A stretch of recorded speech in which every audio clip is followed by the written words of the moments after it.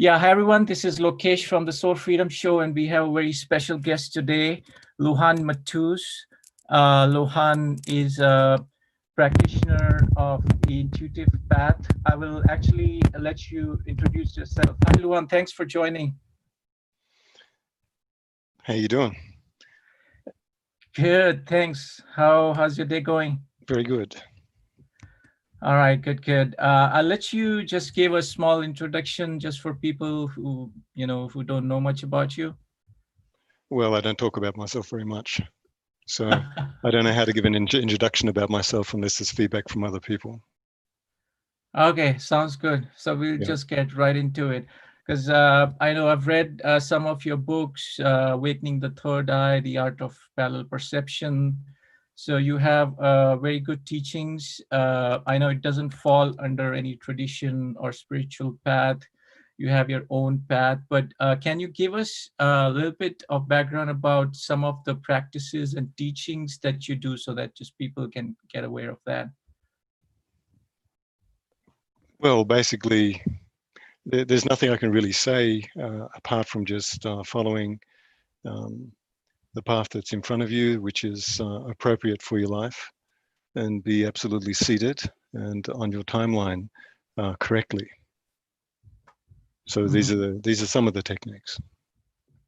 Okay, and you also do the movement that's called Lujan Pi, right? Do you want to share with us a little bit about that? Well, it's a movement system that that opens up the power channels in your body. It's very difficult to explain this as well. It brings happiness. One of the main effects of this particular system is to enliven the internal lights, so the corridors of your lights become obvious to you, so that you can substantiate your journey in a certain way, and in terms of your internal feelings. Yeah, these internal lights are very hard to switch on, and the reason for Lujan Pi is to allow this to occur. So it's like a energetic system, looks like, that deals with the body. And I mean, is it something to do with the energetic field we have around us? Like, how does it actually change us so we can spiritually grow? Because I'm assuming, and I think I know that it's a spiritual practice, but how does it actually work? Does it work with our energetic body? Well, you've got your mental body, and Lujan Pi eventually eliminates the mental process in terms of the internal dogma, which arises from disruptive emotions. Disruptive emotions obviously cause thought process, and the thought process then aligns with the feeling, which is a bias that somebody carries. And these two elements, in terms of in the internal emotional process, is eliminated through self-observation and through the discipline of following a certain way of not doing yourself. And then it decreases the capacity of the mind to intervene and advise the practitioner what they're looking at, what they're listening to, and what they're feeling. This is the fault of the mind. It gets in the way. It's a middleman that likes to tell you what's going on, and this is also in relationship to your circumstantial awareness, which attunes you to something which may not be coherently valuable for you inherently. Yeah. And then we've got the energy body, and when you get to the energy body is a very it's easy to understand it once you can see it, but it's basically just like jelly, and it appears like if you've ever put a flashlight into the mist, you'll see that the mist requires obtains the color of the flashlight, but it's more of a milky color. And this can be observed when the energy body becomes unseated, or not absolutely in tune with your present state of awareness. one way to look at this is that if you're at home and you're projecting yourself where you're going to be, then your energy body is not seated where you are, so it's not in harmony. And then when you get to the place that you've designed yourself to be, you'll be scripted. And this script doesn't align with the energy body as well. And it's still reveals unseatedness, even though you've arrived at the place that you've designed yourself to be in that place in terms of the bias that which you carry to that circumstance. And then this causes the script or the mind or the emotional impulse to try and find the relevant time to inject what the motive is into the circumstance instead of allowing the circumstance to be as it is. And then the voice within a human being can arise to speak on behalf of the inherent frequencies which or the values of the circumstance in terms of attunement to gain value within the person's awareness. Right. Yeah, I know. When we discussed last time, we were talking about it's hard to explain in words, but I will also encourage the users. There's about 7 or 8 users logged into the live stream right now. So I will encourage you guys to ask any questions. There's a live chat room next to the YouTube stream. If you have any questions, just right away, and we'll get to them whenever we can. And so, Lujan, do you mind sharing a little bit about how you got into the path? Like, did you have any teachers, or how it happened for you? Well, I've had timeline interventions in terms of my capacity to remember different locations on a path which is in alignment with my birth path right now. So in the art of stalking parallel perception, I described a certain amount of teachers, but you got to get to the point where the input of that is just like a glimpse. It's the same as when you look back on your life, and you maybe 60 so, a little bit more, maybe 70, even 80. You look back and it's only seemed like 5 minutes that you've existed, and the prospect of the next 2 minutes is crucial. So adhering to any form of dogma in terms of establishing some sort of credibility through contact can only really occur when you have existing feelings of affection for the individuals that you've labored with or has labored on your behalf. So my experiences weren't of the normal, ordinary world. So the feeling of abundance wasn't really there, even though there was a maximum amount of information transferred. So there was only one timeline instance where I was left with enormous amounts of feeling and dedication, and this is the primary timeline, which is will be explained in The Power of Emptiness and the Teachings of Yeshua in terms of my next 2 books, which then add up to 9 books that I've written. Right. Yeah. So, Yeah. and these last 2 books also. Sorry, I cut in there.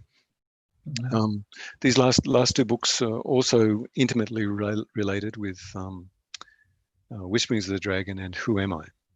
And there was another book, Conversations with a Shaman, which I dealt with the path of shamanism. Also, Awakening the Third Eye, I dealt with another portion of shamanism, and with the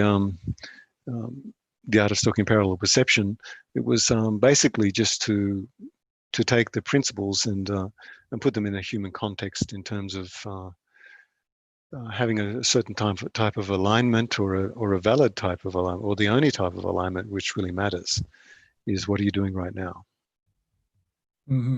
Yeah. Yeah, it reminds me of like the Buddhist path where they talk about no time, like living in the moment. And there's no past and future. So I mean, which a lot of spiritual traditions talk about. So is that one way to kind of get to that state? What you're talking about is not to worry about time or even space, right? Well, they're kind of, I would say, misnomers in terms of trying to grasp something which is inherently flowing into your biofield at every single moment. So um, there is a certain amount of information in the Akashic field. There's a certain amount of field of energy which has already occurred, even though the occurrence hasn't happened. It is, you could say, it's predetermined. So the predetermined elements have a certain vibratory essence, which an intuitive empath can actually feel in terms of what's going to occur. So we can't really say, from being really honest, you can't really say that the future doesn't exist when you're aware of something which is going to happen. And Mm-hmm. you can't really say the past doesn't really exist, because it really did. So the only real thing you can truly be in contact with, Mm-hmm. that has more relevance than the future or the past, is your present moment, that is constantly moving, restructuring itself in terms of alignment. So Mm-hmm. yeah, and this premise in terms of the past and the future is relevant in terms of motive, because if someone is having a discussion with you and they have motive, then the future elements of that particular motive have reconstructed the timeline in terms of the predetermined essence of whatever's going on with that individual. So it alerts a present moment individual or person what is going to occur. Mm-hmm. And anything which is held as a resistance inside that very same individual will be revealed in terms of the motive. So there's future motive and previous past motive, which has enormous amounts of bias connected to it. And can the truth really be seen through communication when you understand this? And what needs to be relocated and what needs to be dropped for true communication to really occur when you understand these particular principles? Right, right. So it reminds me of the synchronicities that I feel sometimes, like when I look at the clock, I see 11:11, or I get some kind of a deja vu feeling that I've been through this before, or even prophesy something like something's going to happen. So all those things are kind of reminders of what you're talking about, or are they kind of like the triggers to get to that state?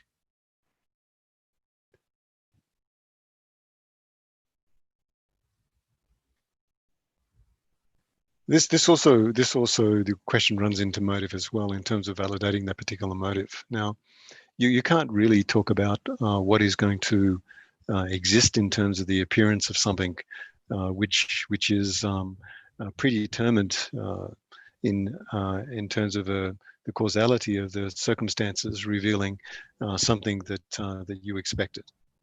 Mhm. Um, you know, um, there's no real way to answer that without paying into the illusion of progress, Mhm. because progress is an illusion. Right, right. Because especially a lot of people are talking about the quantum mechanics and the quantum entanglement. We live in the world where what they also call the singularity moment, where we exist, everyone exists at the same time in the same place. And a lot of that is going out into the artificial intelligence and the computers now, right? Uh, so do you have any opinion about the technologies that we're using, how they correlate to what you're Well, saying? I really don't think that that our particular essence is going into a computer simulation. Um, and there's only the possibility of that particular simulation um, um, predicting an outcome. Because once you begin to predict an outcome, then we've got to go back to quantum physics, as you said. Once you try to predict an outcome, the outcome will be disturbed and follow the predetermined dictums of the timeline being fixed in that prediction. So then freedom is completely lost with a prediction of a timeline anomaly. Even if I say, well, I have the feeling that something is going to occur, um, there was never any predetermined factor inside of myself that allowed me to be aware to predict that particular item. So then I'm not interfering with it until it connects with my biofield, and then I can not interfere with it any further by acknowledging that something has occurred. But the other way around is a form of determinism, which is entrapment. Yeah, Mm. we've got to get into the area of free will to actually truly be in the essence of our true power. Mm-hmm. And Wow. I don't think people really understand what free will really is. Mm-hmm. Yeah. So Yeah, because your free will now is to design a question, and mm, then to require that question to fall into the parameters of an answer that you may expect or not expect, and then go into the areas of your own bias to um, to reflect upon that you already knew what's already being spoken. So where is free will when bias is constructed in this way? And it's a predetermined bias in terms of when you really locate the routine of that particular anomaly. Yeah. So right. Yeah, because expectation plays a big role in that, right? Like if I expect something to happen, I mean, there's different schools of thought. Like, for example, the law of attraction school of thought says, oh, you should expect things and then visualize things to happen and then they will happen. But that's not really how it really works, because expectation is already changing how it was supposed to work, right?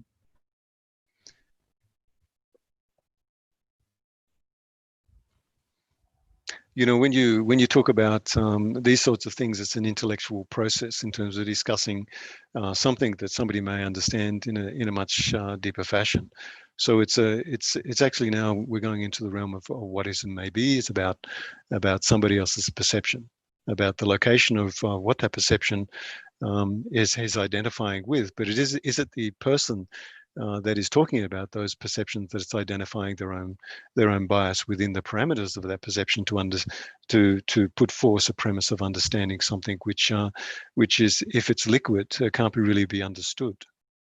Yet Mm-hmm. the outcomes of life will show some form of alignment in some cases, not all cases. In a lot of ways, we're waiting for perception to alert us to of the point of where we've arrived, and then dealing with that particular point upon no assumption, so that we can locate something which is beyond um, our perception in terms of what we expect, because everybody's expecting something. So when we look at it this way, you got human being knowing and doing. So a human being doesn't really have the being factor in it. The human um, substantiates their location of being into knowing. Then that knowing becomes their doing.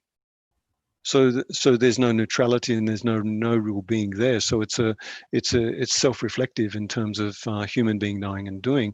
And then you've got to ask the question, what's beyond human being knowing and doing?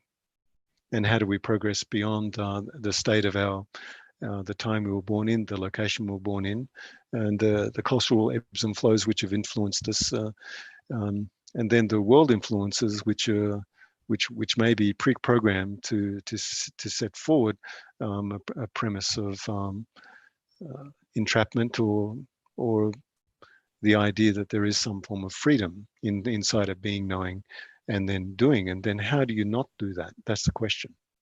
Mm-hmm. Yeah. And by not doing that, what appears between the knowing and the particular doing, when you don't do that doing, what are we looking for?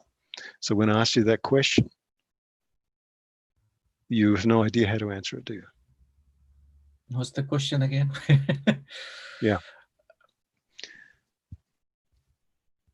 Yeah, I mean, basically, like from my understanding, I want to be happy, right? Like that's one of the things that I feel most human beings, I mean, almost all human beings, they just want to be happy, right? So how do you view that?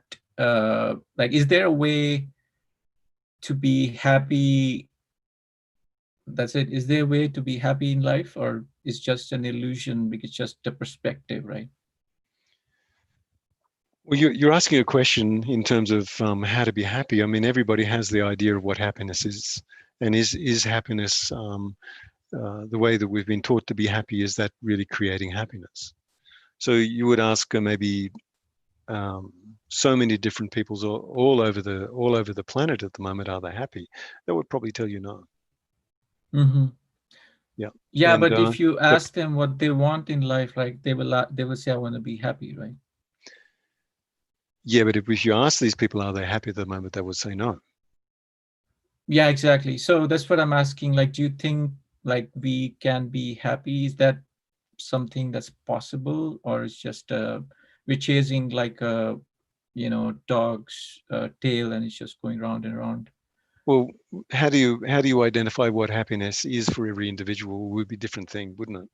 So this is a very very vast question, Mhm. but happiness is a place that has no expectation, a place that vibrates on its own of its own accord in terms of not expecting anything in exchange. So Mhm. if you ask someone what is happiness, they would say, well, I want this, I want that. So that there's an exchange, and the modus operandi has a motive um, contingent within it. So happiness has to do really with being in a position of not wanting anything really. Mhm. So Mhm. when you discover that there's nothing really to obtain that can cause happiness, because happiness is something that you can't gather physically. Happiness is something you gather by looking at the resistances or dissident points or areas which need to be freed from shame, blame, or guilt, or any form of bias, which anchor it down into a self-reflection, which then the person will say, well, I want happiness. Yeah, and Yeah. also once we get something, it's human nature to get something else or something more. So it's kind of Is it, that. is that human nature? Even if you say it's human nature, you're putting human beings in a box and say this is Mm. human nature. So the expectation itself then leads everybody to believe that there's something inherently the same in terms of human nature. As in terms of desire, and that desire being fulfilled, someone who has a lot at the end of their life, they can't take everything that they've gained physically with them, and at the point when everything that they deem has made them happy is basically anchored them down into not wanting to lose their status or their comfort. So it's like that for everybody, really. Is how would I survive if I didn't have this, and how would I survive if I didn't have that? And it really comes down to can I survive if everything's taken from me? How do I survive? And what's the most relevant component within that person's life that would make them feel safe? And it's usually another human being, loving and caring, and not allowing that person to fall uh, down to a certain degree of internal impoverishment, external impoverishment. And as far as the societal parameters are concerned, this is not really cared for. Mhm. Yeah. So we're in a position where if someone is truly in need, and they and another person with resources that consider those resources keep them happy, they make them feel secure, maybe. They don't really cause them to feel happy, because the moment that they have to share something that leads them to feel that they have something that makes them feel safe, they don't want to share it or give it. So then happiness then transforms into a feeling of only communicating what the person determines is valuable for them, which isolates individuals into separation. Mhm. So it's so I'd say that. that happiness is the freedom to be loved and the freedom to be understood while you're being nurtured in the fact that maybe you're not where you could be. You could be somewhere else, and a person observing you gives you the freedom to grow beyond that by not interfering Mm. with your growth in terms of where you really need to be to obtain further degrees of comfort internally. Yeah. Right. So yeah, that's all good. I mean, you brought up something I wanted to also ask you about. You mentioned, when we die, obviously, whatever we have here, we obviously don't take much. The only probably thing we take is the lessons we learned. No, no, So, no, no. You're okay. making an assumption. That's an Okay. Yeah, absolute. that's what I was gonna. That is an Mhm. absolute assumption. So you don't know whether you're going to have anything that you've gained in life um, to follow you through. Mhm. In a lot of cases, it's probably not possible. If I look at what's happened to me in my life, I could say, oh, I've got particular timelines which I've access to, but my reality is, do I really have the possibility to do anything that I've done right now ever again? I'm not really Mhm. sure about that. Even Mhm. though I've written about a future timeline which exists in 500 years, so there's still the possibility of really believing that success is accumulative, Mhm. and it's not really accumulative, because when I look at my own life, I say, well, um, what's accumulative? The only thing that's accumulative in terms of the vastness of what can be really transmitted to somebody has got to do with you letting go of everything you thought you knew. Mhm. So everything you thought you knew is an accumulate, and it's a cumulative factor in your life. And you say, well, I'm going to take that with me as my karma to my next life. That is really a doctrine or a religious artifact which has to be let go of, because you can't take anything with you. Mhm. So if you can't take anything with you into Bardo, and Mhm. you can't assume that you know what's going to happen, because that assumption is always going to be stripped from you. And anybody who has any life experience will know that whatever they believe will automatically change in comparison to what they're capable of letting go of. So the only way that you can really live in an accumulative way is to only be faced with the feelings that come to you from another person, and the interpretation of those particular vibrations are then communicated back through your own voice with any force that leads you to learn to understand what you're going to say next. Mhm. Now, the only reason I say that what you said is false is because I know that I live this on a daily basis. Is that I don't know what I'm going to say next, but I sure do know that if I assume I know something before I'm going to say it, I'll say something which isn't true for the circumstance, because I'm running on a Program.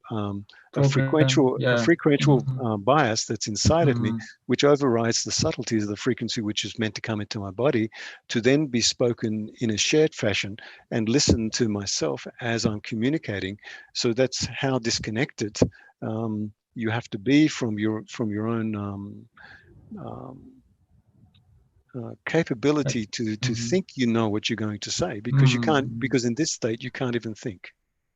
So you only have the possibility of speaking and arriving upon the feeling which is inside of your chest, and allow your voice to actually determine what needs to be said by not interfering with that. So then there's no accumulation factor. There's only emptiness, and the resistance or the fullness of something which needs to be interpreted or needs to be looked at and then traveled upon, has to do with the corresponding elements of a collision factor between timelines, and the seatedness of someone's capacity to truly be within their moment, 100% for themselves, and 115% for somebody else. Mhm. So then the timelines have a congruence between each other, so that a true collision can occur.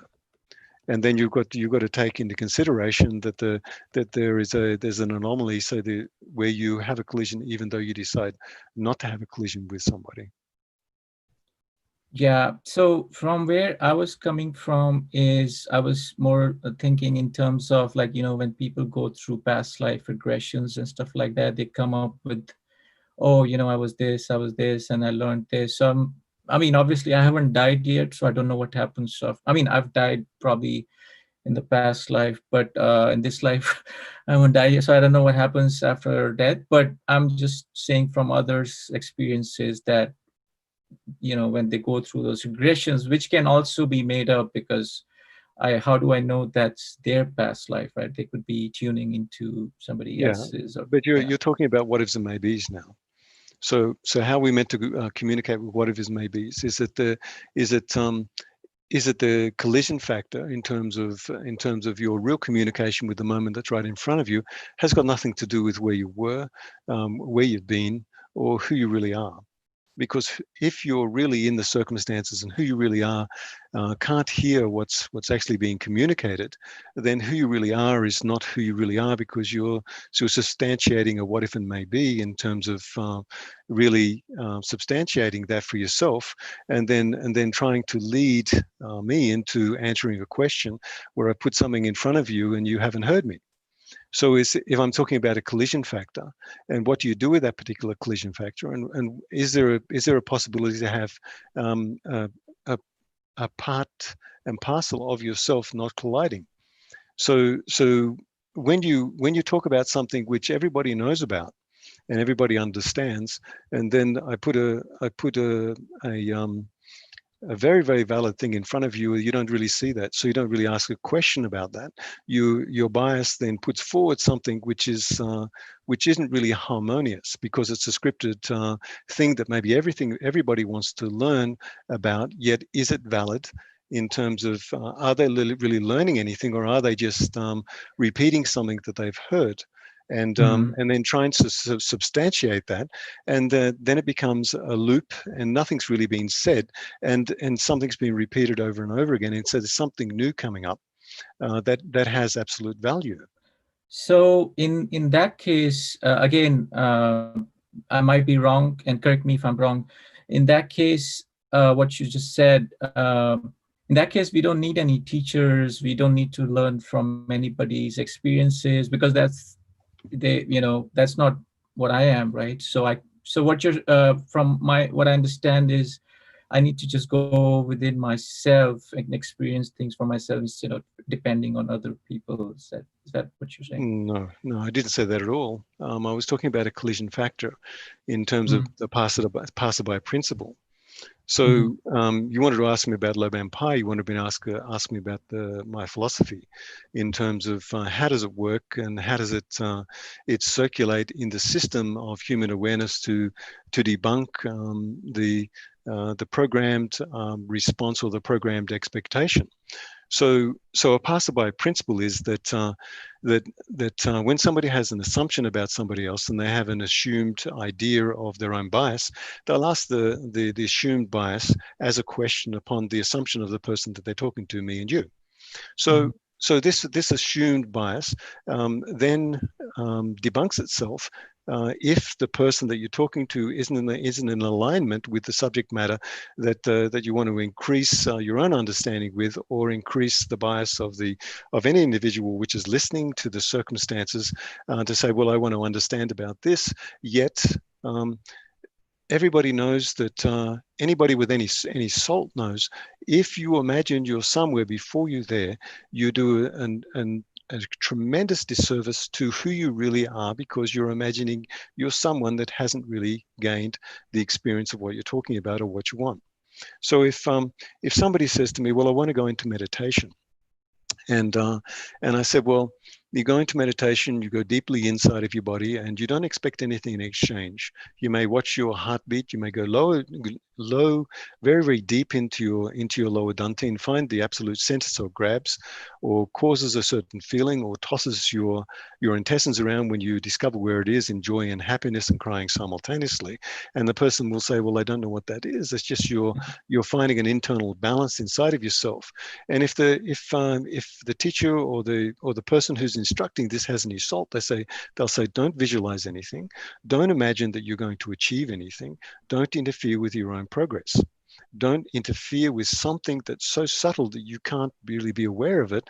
If you intervene on your own behalf to say that this is what I want, where in actuality, what we truly need to be aware of is the needs of the moment which arise inside of us in terms of that subtle energy coming up and showing us something that we don't really understand. And if we don't really understand what's arising inside of us, what's arising outside of us, then we've got to truly come to terms with the fact that we can't preempt our journey. We can't preempt the knowledge which is going to come upon us. And the subtle energies that we discover through movement, the subtle energies which come upon us in meditation, in deep states of observation without interfering with that particular observation, always show you something that you don't expect. Yet what you don't expect, you can't really understand, because getting familiar with that takes years and years and years. Mhm. And then the programmatic bias, which says, well, this is what I should have, this is what I need, is thrown out the window because just say I did my practice, and I'm not being combative with you, quite frankly, but Mhm. what I'm just hearing things that I've heard 1,000 times before, and I'm seeing the progress in society still exactly the same, because the expectations of what they hear and what they expect to want hasn't really been put in front of them.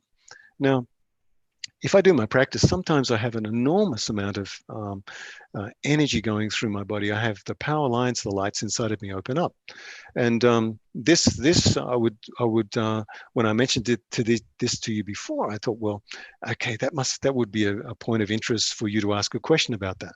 These internal lights don't appear for many, many years in meditation, in internal work, and Mhm. these particular hallways have a certain feeling, and this certain feeling is something you can travel upon without expectation, because expectation diminishes those lights.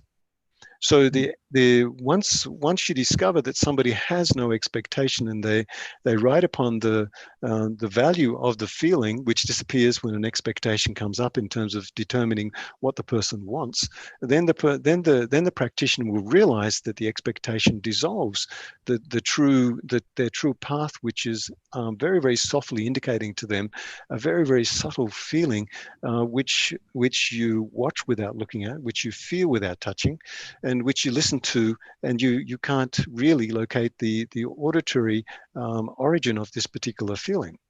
Now, just say that I had a tube of sand. Now, the tube of sand is empty. So there's no sand in there, and I'm progressively through my life, as I give up all my onus upon believing I understand anything. A grain of sand goes in there irregularly until there's maybe 2 inches or 3 inches worth of sand there. Now, as far as alignment's concerned, the tube doesn't really exist. So Mhm. you're filling a tube full of grains of sand, which are very, very carefully being placed within you because of your diligence not to expect anything in exchange. Now, what happens when the tube of sand is completely upright, and you're putting your grains of sand in there, and you tip it to the side? Those particular bits of sand, in terms of your own personal experience, which you don't pay mind to and which you don't pay credit to, still stay in the tube. But what happens if those grains of sand are growing inside of you in terms of your own experience, without you trying to influence the outcome of what they're going to give you in the long run, don't have a tube around them? They've got a prospect of energy holding them in place. Now, if the person slightly tilts and the alignment of their body spills those sands, then the sand completely disappears. So then it collapses in on itself, and all the progress is lost through a misalignment.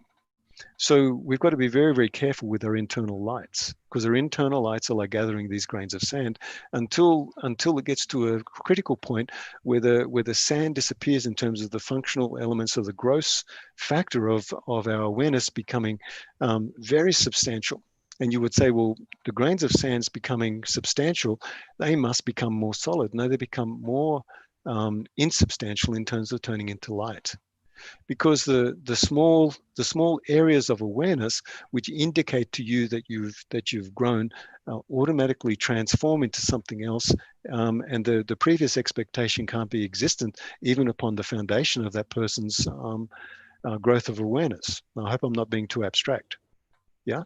No, it's good. Yeah, I Yeah. mean, the one thing that comes to my mind is what they call resonance. Basically, that's how I understand it, because sometimes, the words can have different meanings. But that's how I am understanding it in my mind is we need to be resonating with the thing. Like, for example, you gave the example of me asking you a question. So if I'm not resonating with you, or if I'm not in the same frequency as you, my No, I didn't. question. I didn't say that. I was actually talking about your own progress. You're actually separating us between my opinion and your opinion. I'm talking about my life experience in terms of what is gained by not putting something into a substantial area of pure understanding, apart from the practicality of how you get there. The practicality usually means that you don't divide into separation. Yeah. and Right. there is no idea. There is a reality which then is understood. It's not an idea, because an idea will collapse the field. That gives you the experience, which has got nothing to do with expectation, which is an idea, or emotional predisposition to actually want something that you can't really want, because you don't know what you want until you arrive at the position that shows you who you really are, because you didn't really want anything. And I know that's a contradiction. So Mhm. even having a discussion about this in terms of your comparative reality in comparison to mine is not really what we need to look at. Is in terms of we could have a real discussion in terms of the progress of feeling that arrives in between us, that has something that of value, which causes a true communication to occur. And it's like something really happening.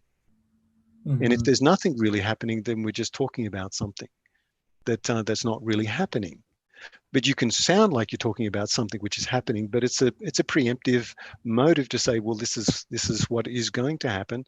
It's not what has happened. And Mhm. if what has happened can't be really communicated other than through a feeling of community, in terms of one heart really understanding that it's not separate from another. Mhm. So the separation point in terms of not having the hearts connect is because mainly people on their path, everybody in the world right now is on their particular path, but can they see what's right in front of them? Mhm. Yeah. And Actually. and also, do they Yeah. know what to do Yeah. Right. with what they see is in front of them? Mm. And are they really seeing what's in front of them? And are they Right. doing really what needs to be done? And that's when it comes down to human being knowing and doing. And how do you not do that? And what happens when you don't do that? When the not Mhm. doing of a human's preconceived idea of what really needs to be done, and then take away a certain amount of the calculative perspective of the person, to actually withdraw from any expectation in terms of their own doings and another person's doing, so to not do that. Mhm. Yeah. So related to what you're saying, there's a couple of questions coming from David. David, I'll come back to your question, but I'll get to amnesiac girl. The amnesiac girl is the user. She's asking, "Hi, Luhan. Are the emotions and the feelings the source of resistances?" Emotions can be are a source of resistance. Feelings reveal your capacity to interpret the resistance. and the feelings then become independently operational inside of a person's communication faculties. And Mhm. these communication faculties don't have a predetermined parameters upon the person who receives the feeling in comparison to an emotional predisposition.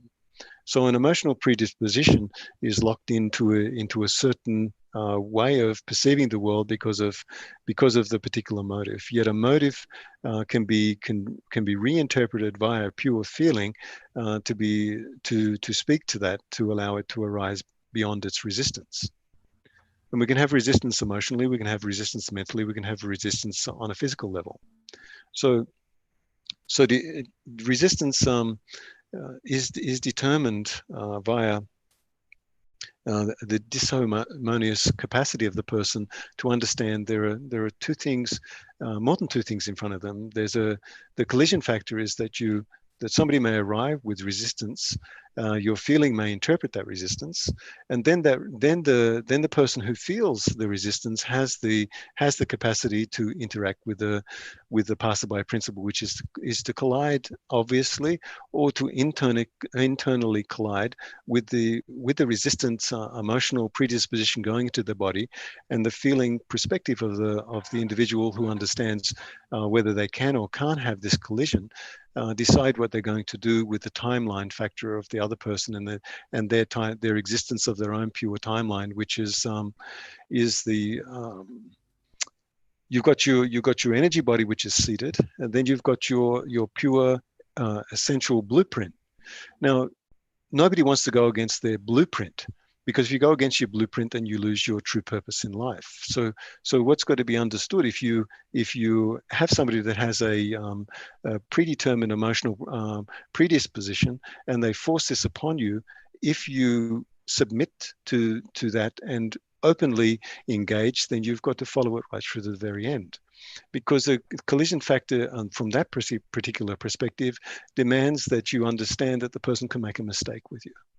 And if they make a mistake with you, then you've got to constantly be in a recorrection or a correcting mode in terms of trying to realign the person with truly understanding who you are.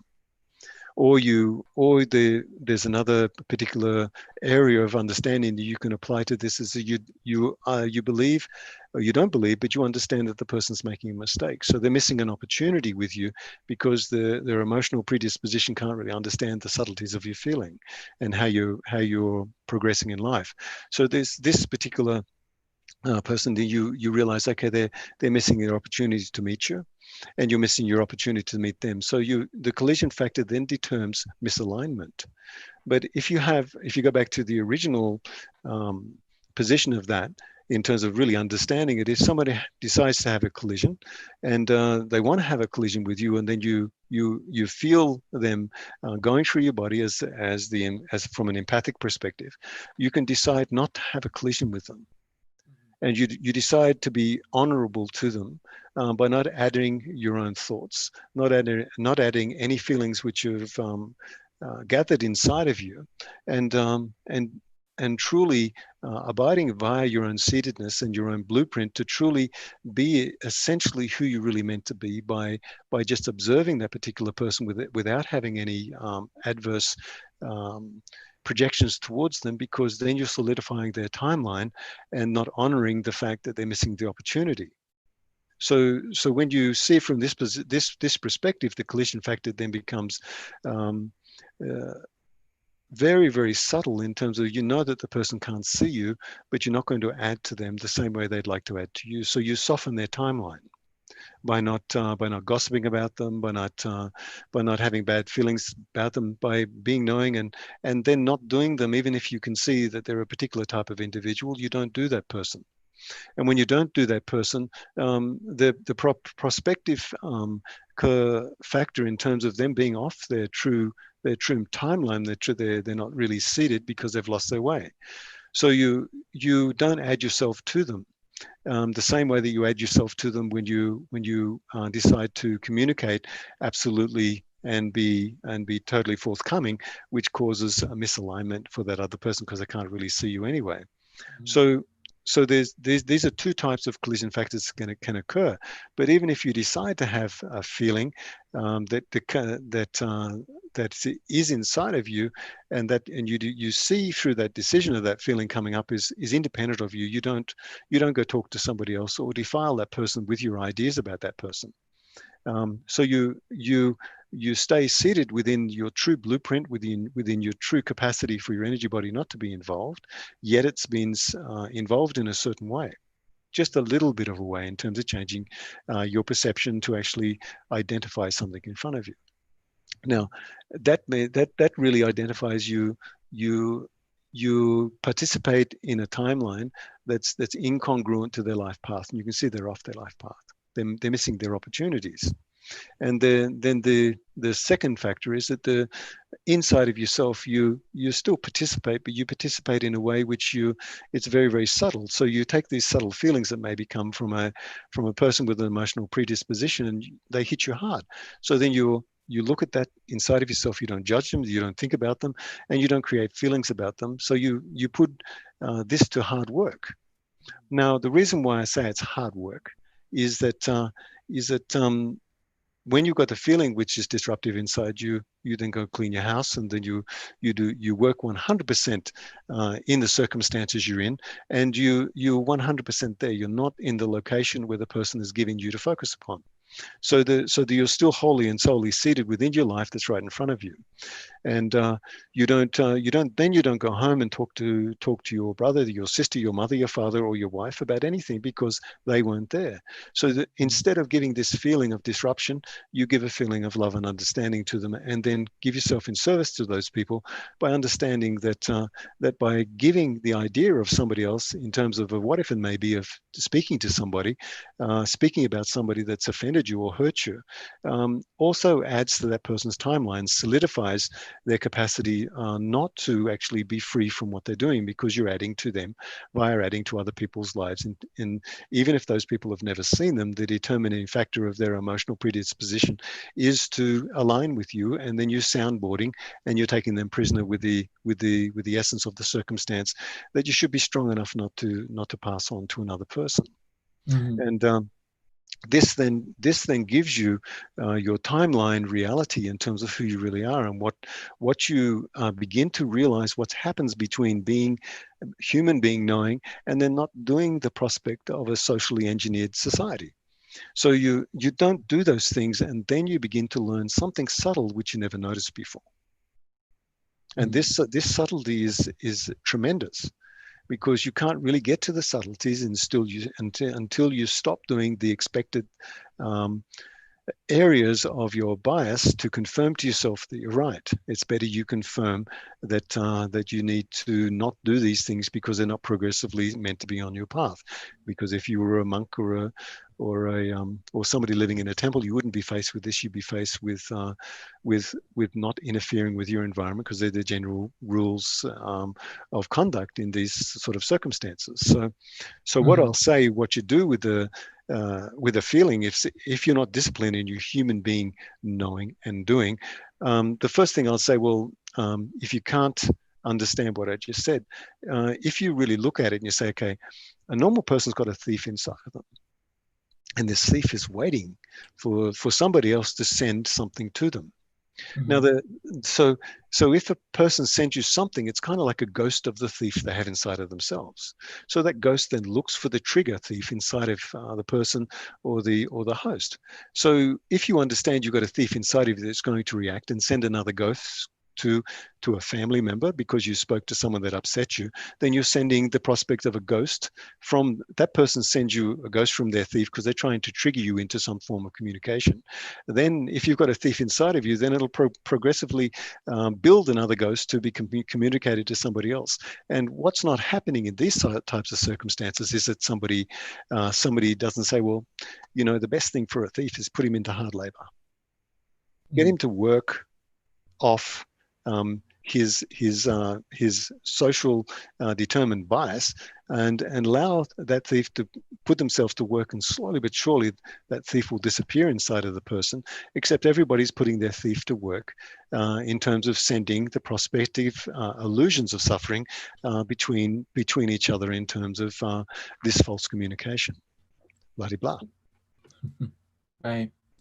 So that kind of reminds me, I know time is flying by. I had, because there might be some users who might be tuning in later who are not familiar with your teachings. The only one question I'll have before we get to other stuff is the word stalking, because you've used it in one of your books, and I've read it in Carlos Castaneda's books. A lot of people talking about it. Maybe you can give us like maybe five. I know it's a huge thing, but can you just give an introduction to what stalking in it, in that No, tradition not at means? all. Not at all, because there's an expectation system behind people wanting to understand this. And what I've just Mm, explained is the premise of not doing yourself, and the premise mm, of other people doing their prospective applications of their reality upon the world around them in terms of their own bias. mhm, So I wouldn't really want to feed into that. The art of stalking parallel perception means the art of watching something which is unrecognizable. mhm. Right, right. Yeah. So to watch and to be delivered into a state of unrecognizable consciousness is actually what we're looking for. If we use the unrecognizable statement of trying to find something with the regulatory means of a normal consciousness, then we're only looking for what we expect. Mhm. And if we don't find what we expect, and we get illuminated intellectually to understand something else which is beyond what we understood before, it's only practicing to be smarter with something that's not really smart. Because So can we because think of? Mhm, go ahead. yeah, because when you practice something, you Mhm, practice something to become smarter and better at it. So then you have an accumulation of information. That mhm. accumulation of information is intellectual, and has enormous amounts of bias behind it to give the person recognition of where they've arrived, because they have the capacity to be smarter than somebody else. But actually being smarter than yourself Mhm. is more relevant, and rejoicing in other people's intelligence in terms of how they can truly be in the circumstances the way that they're really meant to be. And if they're really meant to be in a circumstance, can you really see them via your own positioning? And your location will identify exactly what you believe you understand. Right. So So, can we think of? if you want to look at it from another way, sorry for cutting you Mm, off, mm, situational awareness. mm, This is another way to say that word, situational awareness. And from situational awareness, how do you turn it into situational attunement? So mm, situational awareness is something that people train themselves to understand in terms of the prospect of understanding what is possible in terms of variables. But situational attunement is actually allowing your body to be re-edited in a way that there's nothing to edit, and the attunement is to align with something which is unexpected. So you're trying to grow into something which has no expectation system, or the only way that you can really progress on a path like this is to actually identify how to let go of what you believe you really understand, mm. and to find something which is inherently inside of you, trying to show you that it's there, but it's so subtle it can't be seen because the resistances um, won't allow you to actually be aware of it. It's like in the internal martial arts, Yeah. is how do you find your power lines inside of yourself? By allowing your body to let go of its rigid physical resistance in terms of the muscular capacity to be bound somewhere in your body. Then these lines can't flow through that, and nor can the lights inside of your body open up. Right. Yeah. What I was gonna say is like the way again, words can be, can be confusing, but the way I understand it I mean, I'm not saying what you're saying is confused. I'm saying the way I understand it is that the unseen, I think of it as the subconscious mind, and a lot of the psychologists and therapists think of that as a subconscious mind. And How does that help you? How yeah, does it so help that's you what, by saying there's something subconscious? You're waiting yeah, for something. Yes, you're waiting for something to arrive. yeah, let me You're finish. waiting. You yeah.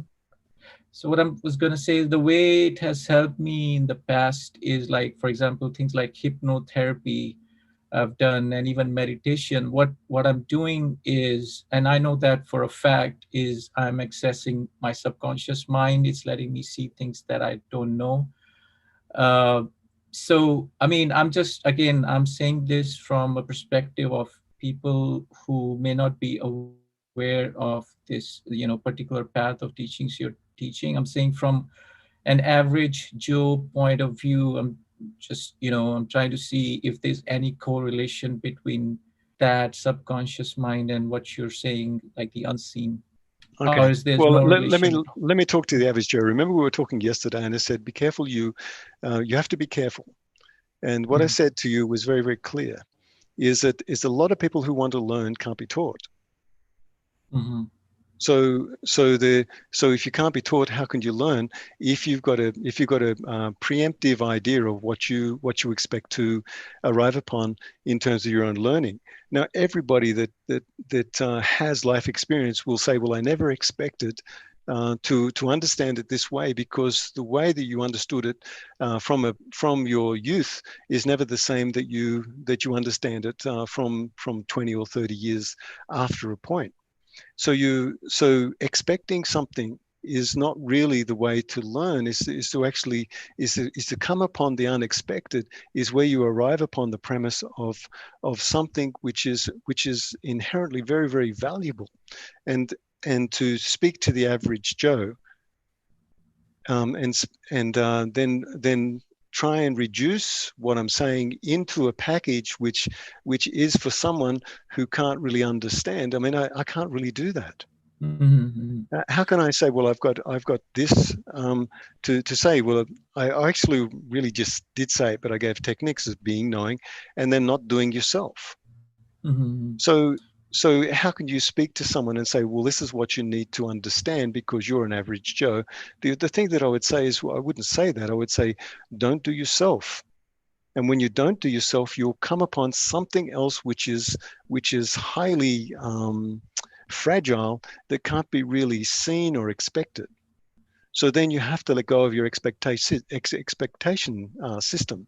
Now, I've spoken to physicists, I've spoken to psychologists, and the most surprising thing for these particular individuals is coming upon something they didn't expect. Mhm. Right. Yeah. So I was talking more in terms of, when I was saying average, I didn't mean like a derogatory. What I meant was the language. That's why I keep saying the words can be confusing, meaning everybody may not understand. It's just like, I'm from India, I speak Hindi. If I start talking to you in Hindi, you'll not understand. So in that perspective, I was saying that the way I understand what you're saying is the subconscious mind, but in your terminology, you're using different words. What I was asking earlier is there any parallel, or any similarities between those two, so people can understand, or is that like, I'm completely way off? Well, the thing is, you keep asking questions about separation. Mhm. It's a value of your awareness in terms of your subtle feelings. Mhm. As I can talk about subtle feelings, but don't give um, the socially accepted paradigm um, equation to add to it. Well, that doesn't really. I can't really talk in those terms because those terms aren't congruent with what I'm saying. So when I said to you, is in terms of someone who wants to learn can't be taught, because they want to hear what they want to hear instead of listening and trying to revalue themselves so that they can really understand that there may be something in the world. I'm not talking about me.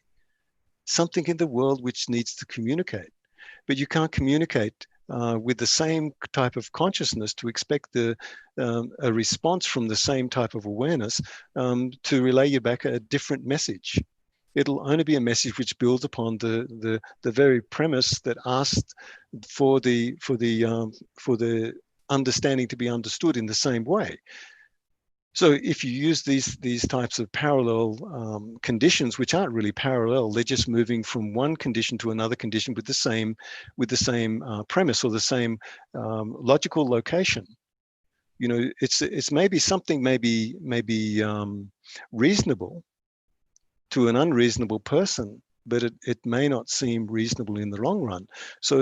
So when you look at it from this perspective, you can say, well, there may be everybody may be making assumptions which sound reasonable, but are those reasonable premises really located in the reality of the moment that's right in front of them? So I know. So okay, let me ask you a hypothetical question. So let's say I let's say you are having an ice cream, vanilla ice cream, let's say, and I'm saying, and I want like you're not in front of me, so I'm asking you, how does vanilla ice cream taste like, right? So you're talking to me, but if I have never had any kind of ice cream, then we're just talking. We just keep talking, but this nothing's gonna happen again.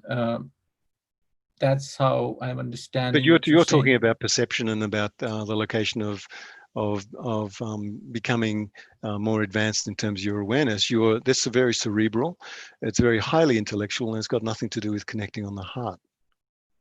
So Mm, still once again separating between I can't explain how this ice cream tastes to you, which is valid, but I'm talking about perception, which can be felt from a distance, mm, and which can be understood if the bias of the person can be let go of, to actually really try to observe what is being communicated.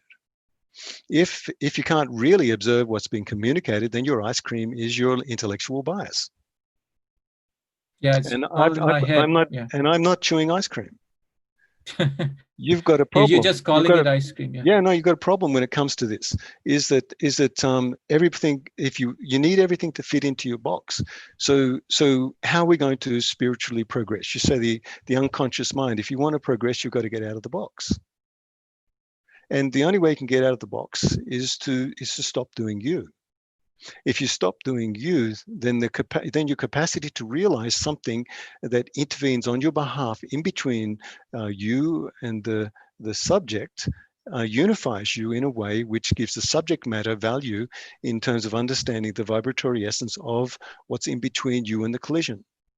Mm, If whatever's in between you and the collision is subject to the bias of the individual to want to talk to themselves, to become emotionally involved, and going back to the same thing that I said before, is that particular bias collapses the very subtle field of communication, which is to show you something which can't be seen, because the ice cream you're tasting, you say it's this and that, and the subtleties of the communication between you and the collision isn't really recognized. So you have the collision instead. So then the collision factor no longer is located in the passerby principle. So the passerby principle then becomes a full conflict situation in terms of me, them, and everything like that, instead of finding the very, very subtle area of vibration in between you and the subject, which is the subject of the unified factor in between everything. So there's always something resonating from one position to another position, even if the tune is B.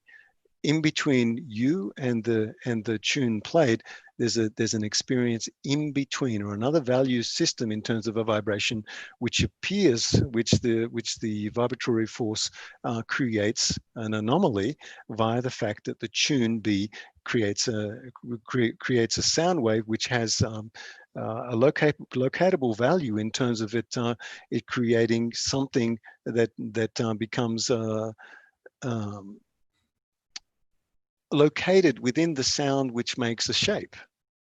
But if you locate on the sound instead of waiting for the shape of that sound to recreate itself in another form, because if I play a certain tune, you hear the tune, you really believe that you know what's going on. But if you just say um, if you put sound on top of a drum and you beat the drum will create a shape which you would never expect it to occur, because you understand the sound makes you feel this way, but the sound creates a shape. So what does the shape mean? Everybody's seeing the shape being made in terms of a tune being played on a drum skin, and they know that each sound creates a different shape. But what does that shape really mean? And this is what happens in between people: is can you see the shape? Can you interpret the shape? And does the shape change in comparison to your timeline anomaly, in comparison to the collision factor occurring, and what is really meant to be seen? So if you travel on B, you may be missing the full-fledged understanding of the shape, which can't be seen but can be subtly realized as soon as you let go of your idea of B, or Mm-hmm. the sound wave which you're expecting to get a result from, because it's a constant which has solidified itself within our three-dimensional reality, which is we've got a convergence of billions of timelines all converging together, and everybody's got a certain understanding of what they expect. Yet the timeline um, fixation in terms of what you really meant to do isn't really happening, and everybody knows this on the planet. Something's happening, but what's really happening is not really meant to be happening. Everybody knows this on a fundamental level, yet the subtleties of knowing how to change that is really the essence of changing the whole structure of society itself, by changing the person themselves, by waiting to realize what is really been there, what is really there to be seen in a situation which may not be uh, um, safe or valuable for the human body to be in. And we're in a situation like that on this planet Mm-hmm. at the moment. Yeah. You mean, So do you mean with the uh, COVID-19 thing, or in no, general you're not at talking all. about? Not at all. In general, you're talking. Okay. I'm talking about what's not realized because of our bias, Mm-hmm. and what can we do to understand what we're not meant to do, is to understand that we're not supposed to indulge in what is being uh, thought of or emotionally projected as what everybody feels is right to do. We just subdue this inside of ourselves, and then become aligned with something that we wait for to create the true situational attunement in terms of our awareness, understanding that our timeline requires us not to interfere with the structural anomaly of all of our separate timelines coming into a convergence. And the convergence is to stop doing the expected outline of what is being taught to us in terms of what is real, in terms of communication. And is it really real what's really happening? And what are we missing?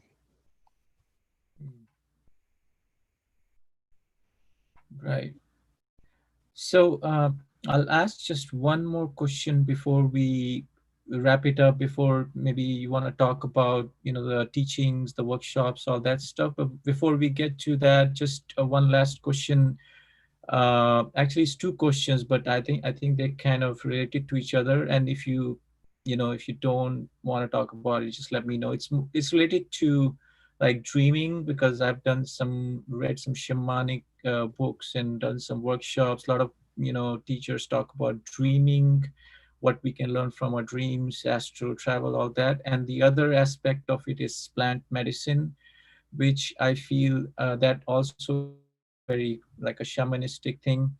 Do you have any opinions, or do you use that in your teachings at all? Any of those components at all? No, I don't use hallucinogens, nor do I ask people to project into their dream reality with a socially embedded bias, or even to go into an area within themselves to create something that they feel is what's needed on their path to progress, because that's always going to be in alignment with their lowest common denominator.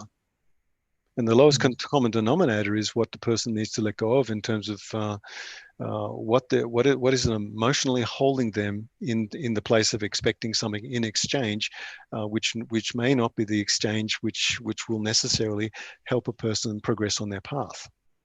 So no, I don't agree with projecting into any reality which has got nothing to do with the reality that we don't design for the progress of our own consciousness. Because how can we decide what we need to consciously progress towards if it's got to do with what we think we need to progress into, and instead of allowing the surprise of life to actually show itself to us on very, very subtle levels, so that we can understand what we really didn't wasn't really understood.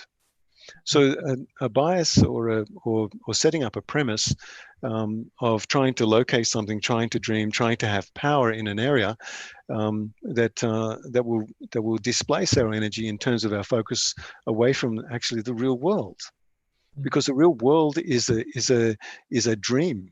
Mhm. Isn't a bias a dream?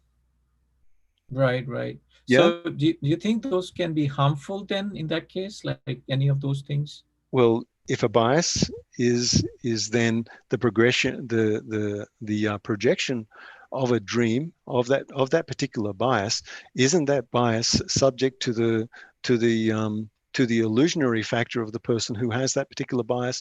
If that bias isn't upon their seatedness and upon their blueprint or their timeline, Hmm. and not to do something which takes you out of your alignment in terms of what's really meant to be there. So if I go to bed at night, I don't have desire for anything to occur. Now, the only reason I know this is true is because if I've got somebody in front of me, and they've got things that need to be what would you say, just disrupted. I don't disrupt those things apart from just speaking directly to a person. But if it goes deeply inside of myself, then I've somehow consumed the feeling from somebody else. So I've had night terrors since I've been a little boy. And these night terrors have to do with the absorption of people's feelings. And then when I discover the frequency of those particular feelings, those feelings then appear as a structural anomaly which contains the feeling of the frequency of the person which I absorbed those particular elements. And then I wake up from that and leave those feelings exactly where they're meant to be. So from a perspective of truly being of service, if you can truly be selfless enough to feel the feelings of somebody else, don't judge them, uh, let them go inside of you, and then be awoken inside of a dream that you leave very, very quickly and just wake up. Hmm. But you have no decision that you're going to do that, because it's impossible to do it this way. And from a Catholic perspective, it's called as being a sin eater. Mm. So, basically, any bias that any progressive thing that you believe that is your right to cultivate. This is from India. It's called a siddhi.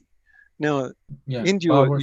Yeah. yeah, Hmm. it's a power. Now, a power is corrupting, really. It's a form of corruption. So, if I say that I went out of my place and I felt somebody outside, and I had about 20 yards to get to the corner of my building, yet when I saw these three individuals through the wall listening into my garage, um, then I said to everybody, "This looks like a power, but it's not something that you should uh, consciously try to develop, because it is just the unknown reaching through the wall to show you that it's watching you, not giving you permission to think you've got the power to look through a wall. Now we have thousands of nadis in our body. These nadis are small chakras spinning.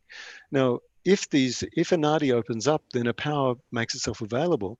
If the power makes itself available to a person, if they choose to follow it, they choose one particular aspect of thousands of of positions that can bring freedom to a human being, and they become lodged in the identifying point of that particular nadi opening up, or that chakra opening up. Now, from your perspective, you must be able to realize that that's a logical way to proceed, to say, well, this is a power, this is a city, and you follow that. Then it takes you down one particular aspect of thousands, maybe 5,600 or 6,500 particular nadis, which can become available through the alignment of your power lines running through these particular clusters in your body.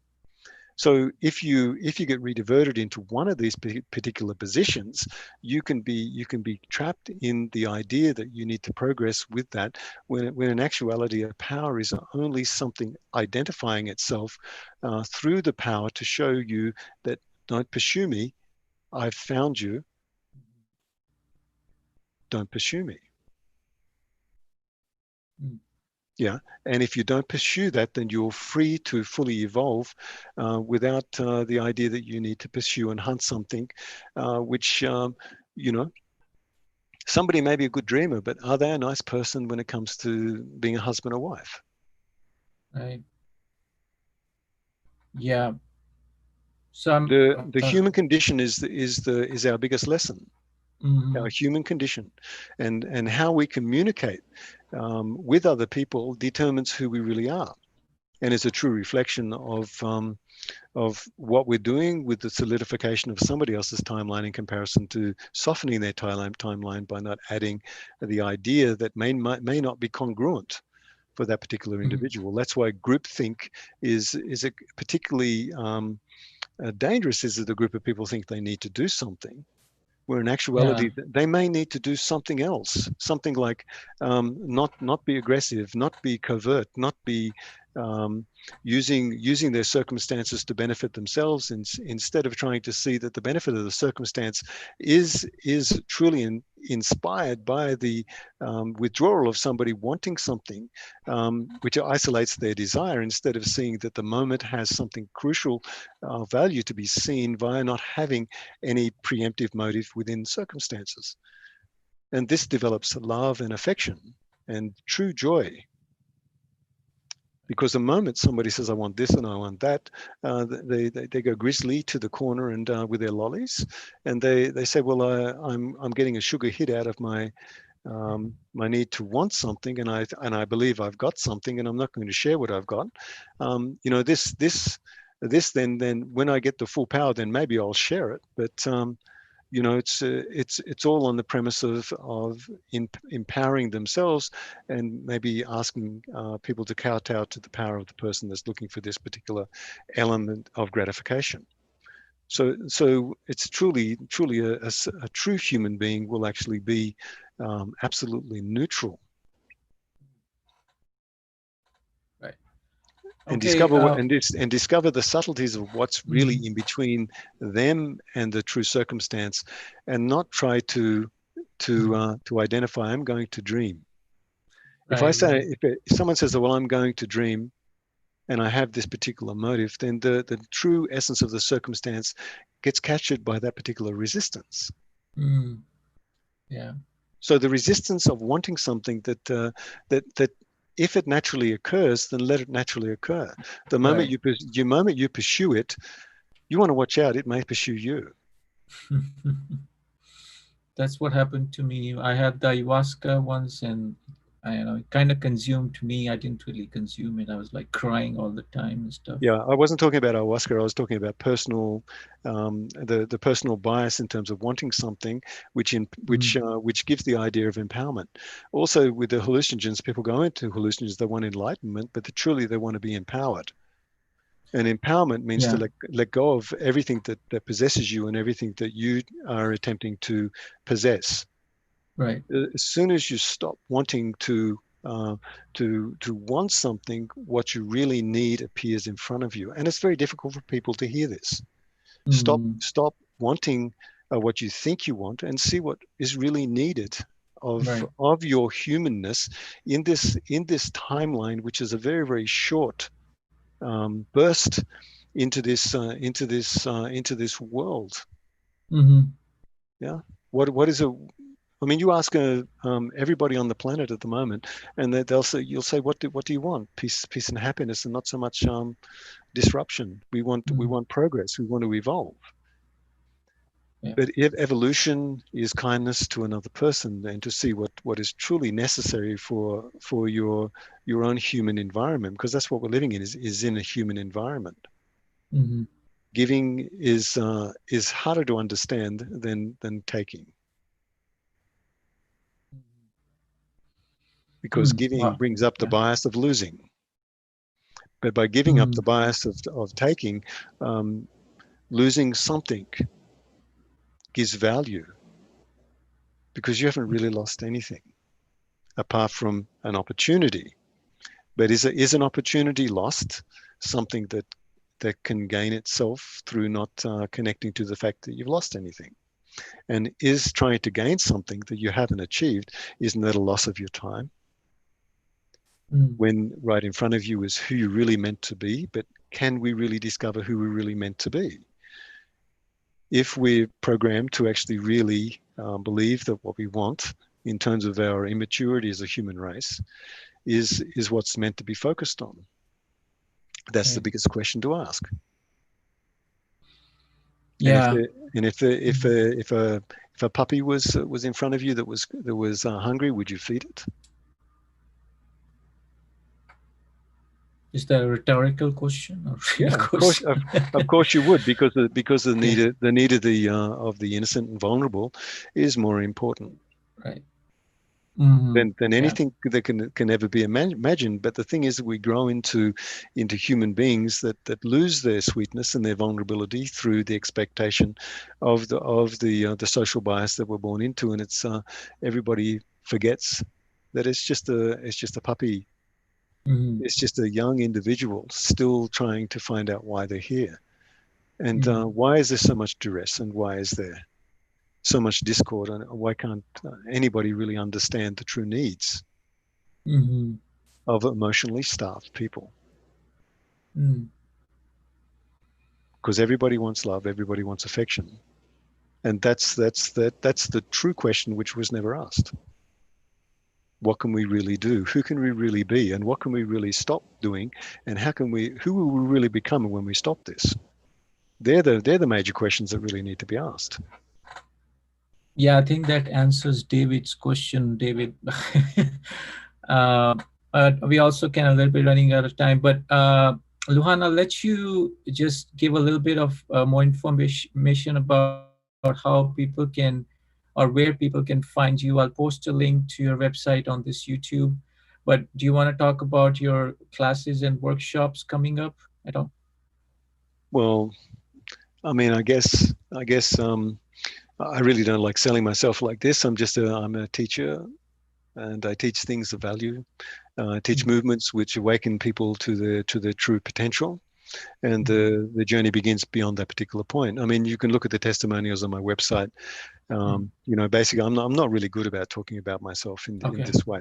Yeah, I don't. Yeah. Yeah. Yeah, you have books on Amazon. Maybe I'll talk a little bit. So Luhan has about, I think, I don't know, 6 or 7 books on Amazon.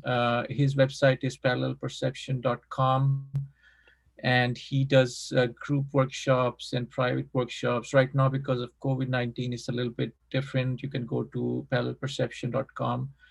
And yeah, my name is Lokesh Rai from Soul Freedom Show, and I'll post all the Luhan's links down below. And thanks, Luhan. It was great talking to you, and hopefully we'll get. I had a lot of questions. Maybe we'll get to chat with you again. Yeah, maybe. All right. Thank you so much. Yeah, thanks. All right. Take care. Bye-bye. Okay, bye. Bye. Bye.